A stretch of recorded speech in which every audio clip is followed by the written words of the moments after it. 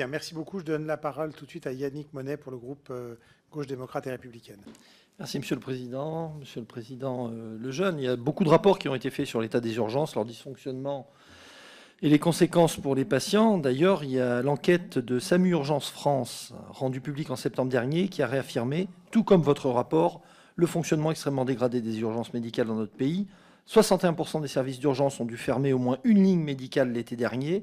S'agissant des SMUR, qui représentent le dernier rempart face aux urgences vitales, 51% ont également dû fermer des lignes. Ces fermetures, qui touchent aussi bien les départements ruraux que les centres urbains, ont privé de nombreux territoires d'une couverture médicale adéquate.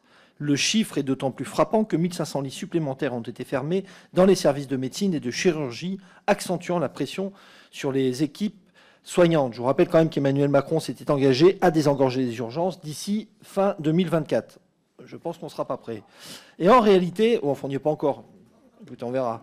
En réalité, il me semble que le problème n'est pas seulement de désengorger les urgences. On peut toujours réduire le nombre de passages aux urgences. D'ailleurs, on essaye de le faire de façon très artificielle, mais même avec des mesures de régulation, la question de la qualité de la prise en charge des patients aux urgences et en dehors de celle-ci demeure.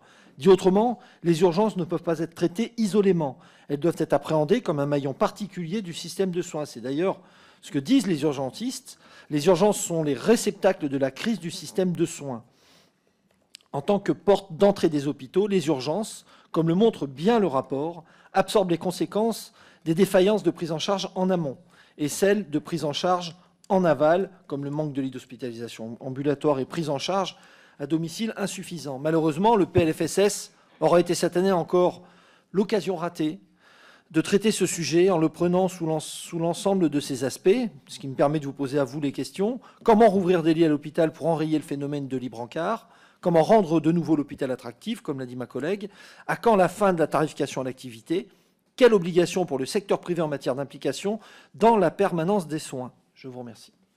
Très bien, merci beaucoup. Alors, je crois qu'il y a 4 orateurs.